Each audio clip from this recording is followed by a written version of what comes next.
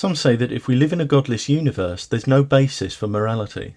That is, principles concerned with the distinction between right and wrong or good and bad behaviour or character.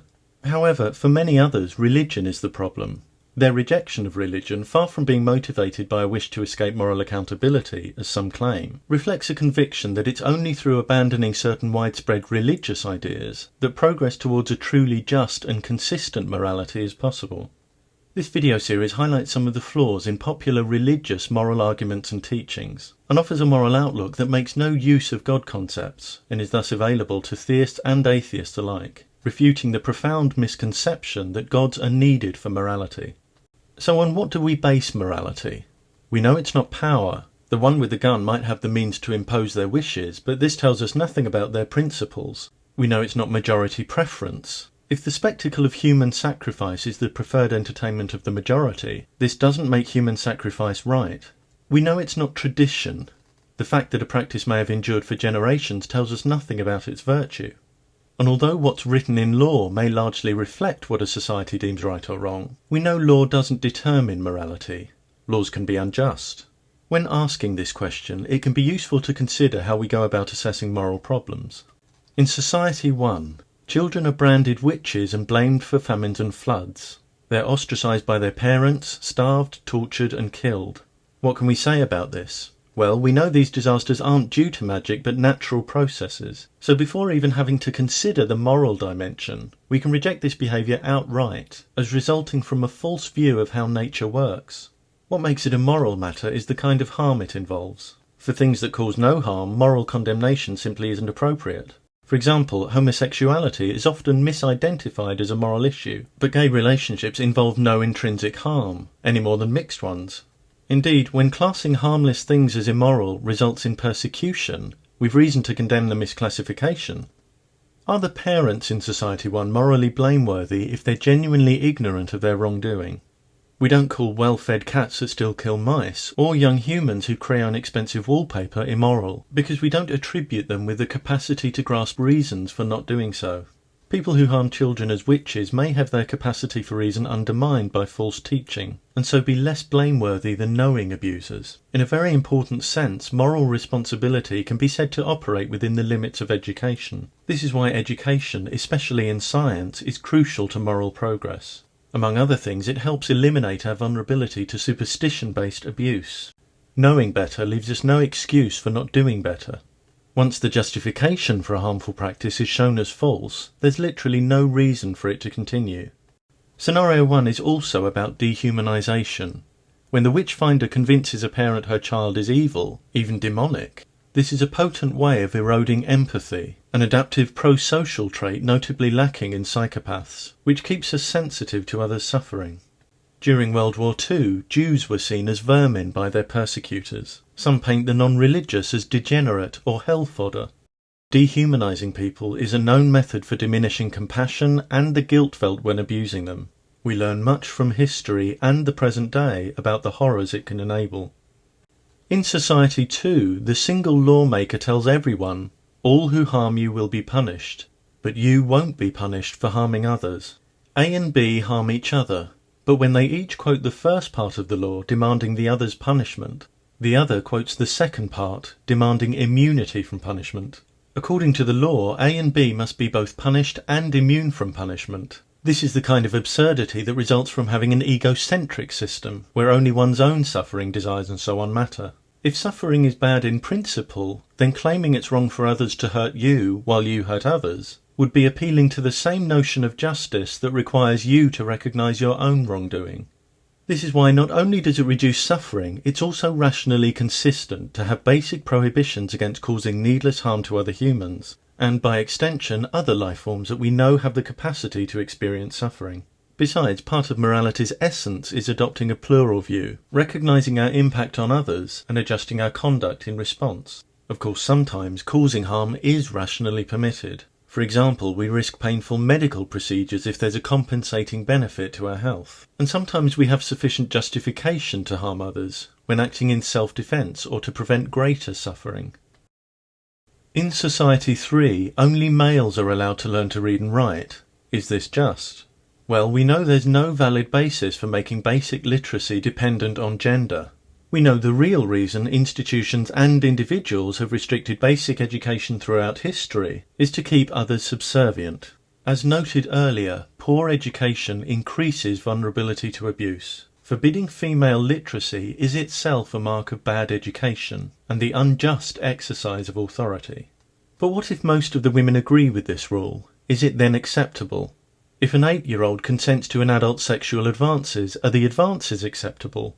Of course not. This is why we don't talk only about consent, but capacity for informed consent. People kept purposely uneducated can reasonably be said to have diminished capacity for informed consent.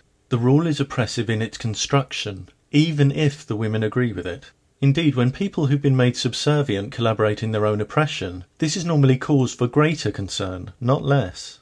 Those who defend their abusers are the most comprehensively enslaved. In Society 4, all criminals are executed. Assessing this rule, we can see it's flawed, but not only because disproportionate punishment is unjust.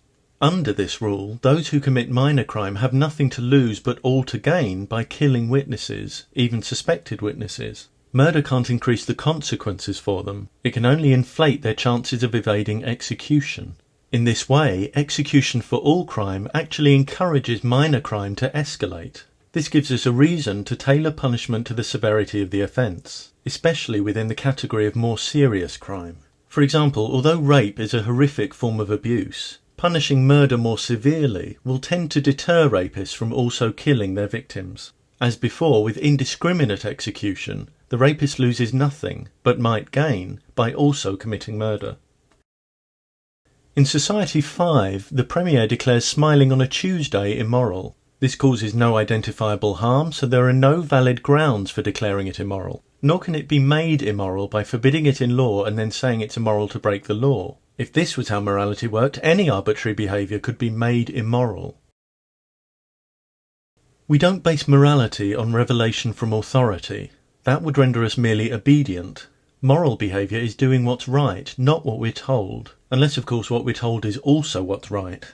This is why when asking why is X immoral, appealing to scripture or supposed divine commands gets us nowhere. There must be enough to be said for or against a given action, independently of whether it's commanded or forbidden by authority, to class it as moral or immoral. If intuition tells us something's immoral, we ask what triggers the intuition.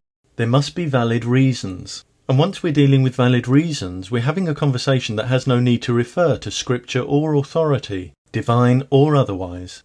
Valid reasons are available to us all. Lastly, in Society 6, feeding someone chocolate and making green paintings are prohibited. But the people of this society have a genetic intolerance of chocolate. It causes them agonizing death. They also live on a remote island where green paint can only be made with a rare substance needed for a life-saving medicine. Differing biology or practical circumstances can explain why some populations live by different rules. Also, different cultures may deal effectively with the same issue despite different approaches. But this doesn't commit us to saying all cultures are equally valid. Because some cultural differences are justified, it doesn't mean all are.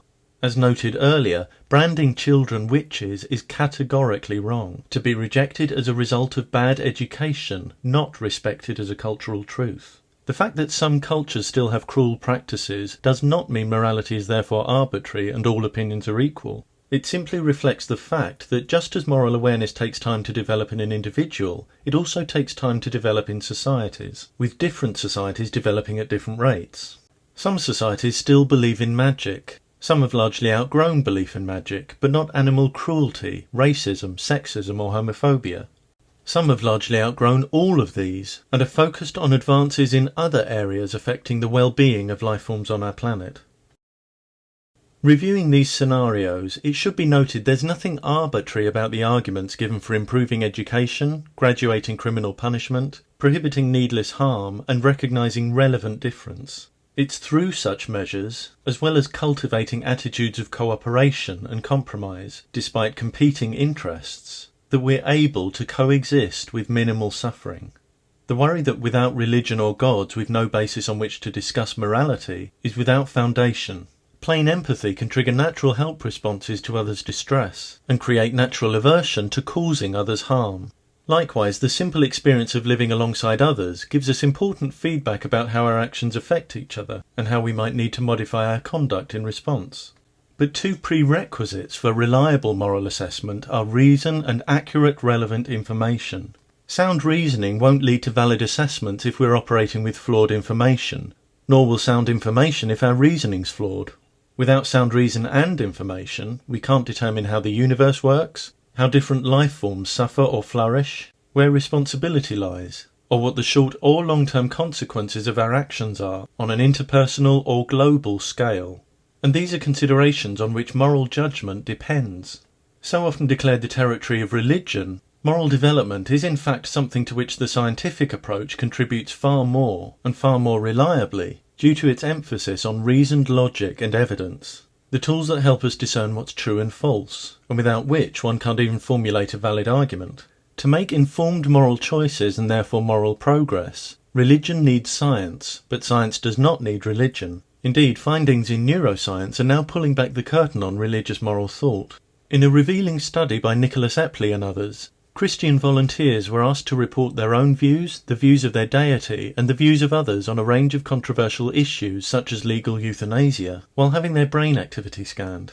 Results showed that thinking about divine views activated the same brain regions as thinking about their own views, indicating that when believing themselves to be consulting a divine moral compass, theists may instead be doing what the rest of us do, searching their own conscience. An idea further supported by the finding that manipulating subjects' beliefs consistently influence their views about divine beliefs. As Epley's team put it, intuiting God's beliefs may serve as an echo chamber to validate and justify one's own beliefs. Some claim that without God we're just animals. We are animals, but animals uniquely capable of appreciating reasons to do some things and not others, of rationally assessing the consequences and justifications of our actions and beliefs.